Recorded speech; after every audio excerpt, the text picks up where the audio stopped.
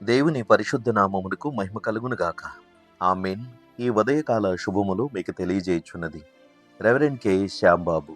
ఈ దినము కొరకు దేవుని వాక్యము. ప్రియుడా, నీ ఆత్మ వర్ధిల్లుచున్న ప్రకారము నీవు అన్ని విషయములలోనూ వర్ధిల్లుచు సౌఖ్యముగా ఉండవలనని ప్రార్థించుచున్నాను. యోహాను రాసిన 3వ పత్రిక 2వ వచనము. ప్రభునందు ప్రియులారా, దేవుడు మనకు అన్ని విషయములలో సమృద్ధిగా ఉండాలని ఆశీర్వదిస్తూనే ఉన్నాడు. అయితే మనము శరీర సంబంధమైన జీవితము కంటే ఆత్మ సంబంధమైన జీవితములో అత్యధిక అభివృద్ధి పొందాలని ఆయన యొక్క ప్రగాఢమైనటువంటి ఆశ. దేవుడు మనల్ని భౌతికంగా దీవించితే చాలు అని చాలామంది యొక్క దృష్టి ఆలోచన అంతా కూడా ఈ భౌతిక సంబంధమైన విషయములలో ఏమి తిందుమా, ఏమి త్రాగుదమా, ఏమి సంపాదించుకుందామా అనే ఆలోచనలతోటే ఉండడం చేత ఆధ్యాత్మికమైనటువంటి అభివృద్ధి మీద మనసు కేంద్రీకరించలేకపోతున్నారు. దానికి గల కారణము లౌకిక సంబంధమైన ఆశలు, కోరికలే. ఈ ఐహిక విచారాల చేత ఆత్మ సంబంధమైనటువంటి విషయములలో మనము వర్ధిల్లలేకపోవచ్చున్నాం. కాబట్టి దేవుని వాక్యము అనుక్షణము పదే పదే మనలను ప్రేరేపించి ప్రోత్సాహపరిచేది లౌకిక సంబంధమైన జీవితము కాదు, ఆత్మ సంబంధమైన జీవితమే శాశ్వతమని ఆత్మీయమైనటువంటి పాఠాలు ఎన్నో తెలియజేస్తున్నారు. యోహాను సువార్త 6వ అధ్యాయము 63వ వచనములో ఆత్మయే జీవింపజేయుచున్నది, శరీరము కేవలము నిష్ప్రయోజనము. నేను మీతో చెప్పి ఉన్న మాటలు ఆత్మయు జీవమునై ఉన్నవి అనే వాక్యం తెలియజేయుచున్నది. యేసుక్రీస్తు తన శిష్యులకు చెప్పిన ఈ ఆత్మీయమైనటువంటి సుబోధ నేటి క్రైస్తవ జీవితమునికే కాదు, ప్రపంచంలో ఉన్న ప్రతి మానవుడికి ఆత్మీయమైనటువంటి ఆశీర్వాదములుగా ఈ మాటలు అంగీకరించవలసిన వారై ఉన్నారు. పరిశుద్ధ లేఖన పాఠ్య భాగాలలో పౌలు భక్తుడు కూడా గలతీలకు రాసినటువంటి పత్రికలో 5వ అధ్యాయములో ఈ ఆత్మీయమైనటువంటి మాటల్ని సంఘానికి తెలియచేస్తున్నాడు. గలతీ పత్రిక 5వ అధ్యాయము 16వ వచనము 17వ వచనము. నేను చెప్పునదేమనగా, ఆత్మానుసారముగా నడుచుకొనుడి, అప్పుడు మీరు శరీరేచ్ఛను నెరవేర్చరు. శరీరము ఆత్మకును, ఆత్మ శరీరమునకు విరోధముగా అపేక్షించును. ఇవి ఒకదానితో ఒకటి వ్యతిరేకముగా ఉన్నవి కనుక మీరేమి చేయ నిశ్చయింతురో వాటిని చేయకుందురు. మీరు ఆత్మచేత నడిపింపబడిన ఎడల ధర్మశాస్త్రమునకు లోనైన వారు కారని వాక్యము ద్వారా ఆత్మీయమైనటువంటి సంగతులు బోధపరుచుచున్నాడు. ప్రియ స్నేహితుడ, సోదరి, మనము ఈ ఆత్మీయమైన జీవితమునకు అధిక ప్రాధాన్యతనివ్వాలన్నదే దేవునికి ఉద్దేశ్యం.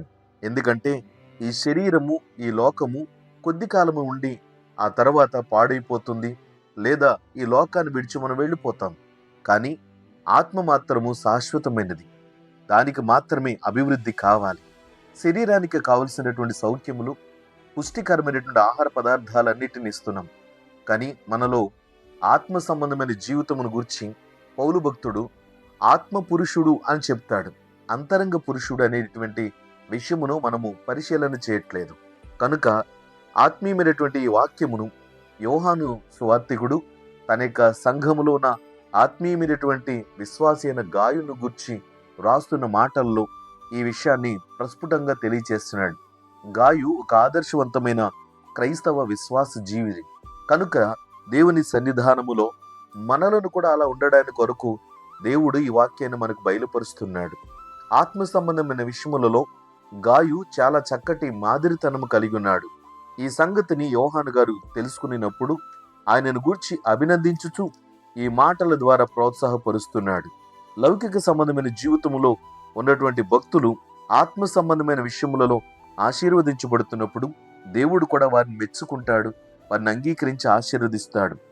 అయితే మన ఆత్మ జీవితము అభివృద్ధి పరచబడాలి అనంటే దేవుని వాక్యము అనుదినము చదివి ధ్యానపూర్వకంగా ఆ వాక్యమును మన జీవితములో అన్వయించుకుని బ్రతకాలి. వాక్యము ఆత్మకు ఎంతో రుచికరము, ప్రీతికరము. కనుక ఆత్మకు సంబంధించిన ఆహారము దేవుని యొక్క వాక్యమే. మరొక విషయం ఏమిటంటే, మన ఆత్మ జీవితము అభివృద్ధి పరచబడుతూ మరింత బలపరచబడాలి అనంటే అనుదినము ప్రార్థన అనేటువంటి అభ్యాసము దానికి చక్కటి శ్రేష్టకరమైనటువంటి క్షేమమును కలిగింప చేసేది. ప్రార్థన అనేది ప్రతి దినము మనము చేయుటను బట్టి మన ఆత్మ వికాసమును పొందుతుంది. కనుక ఆత్మీయ అభివృద్ధి అనేటువంటిది ప్రార్థన వలన మాత్రమే కాక మరి వేటి వలనను అభివృద్ధి పొందలేదు. మరొక విషయం ఏమిటంటే, యేసుక్రీస్తును గూర్చినటువంటి ఆ ఆత్మీయమైనటువంటి సంగతులను మనము అనుసరించుచు ఆయన అడుగు జాడలలో క్రీస్తును పోలి నడుచుకునేటట్లయితే యేసుక్రీస్తు ఆత్మల కాపరి. కనుక ఆత్మ జీవితము అభివృద్ధి పరచుటలో, దాన్ని సంక్షేమ పరచుటలో క్రీస్తు ప్రభు ప్రత్యేకమైనటువంటి బాధ్యత మన పట్ల తీసుకొనడానికి అవకాశం కలుగుతుంది.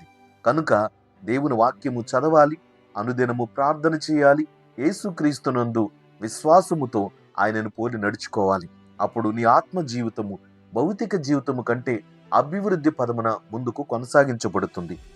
ప్రియ స్నేహితుడా, సోదరి, ఈ దినము నుంచే ఆ ఆత్మీయమైనటువంటి క్రమాన్ని పాటించి భౌతిక జీవితము కంటే ఆత్మ జీవితము అభివృద్ధి పరుచుకుంటూ దేవుని రక్షణలో నిత్యము కొనసాగాలని నీ కొరకు నేను చేయుచున్న ప్రార్థన.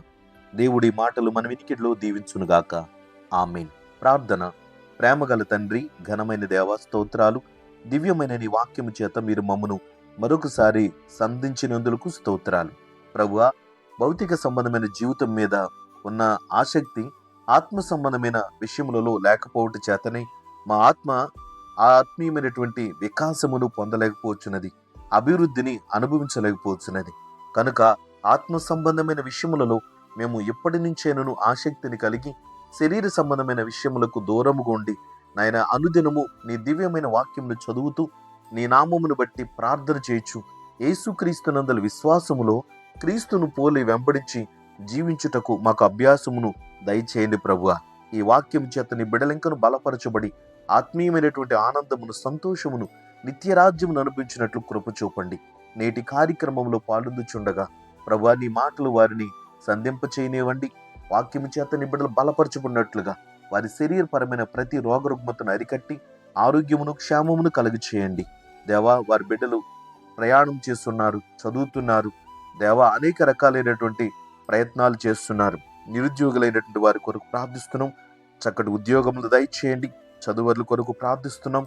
చక్కటి జ్ఞానమును, వివేచన దయచేయండి. రోగగ్రస్తులను ముట్టి స్వస్థపరచండి. కుటుంబంలో శాంతి, సమాధానమును దయచేయండి.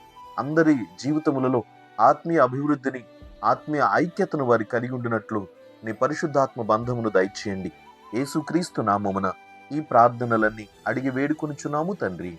ఆమేన్. తండ్రి, కుమారుడు, పరిశుద్ధాత్మయను త్రియేక దేవుని దీవెన ఇప్పుడు ఎల్లప్పుడు మీకందరికి తోడయుండును గాక. ఆమేన్.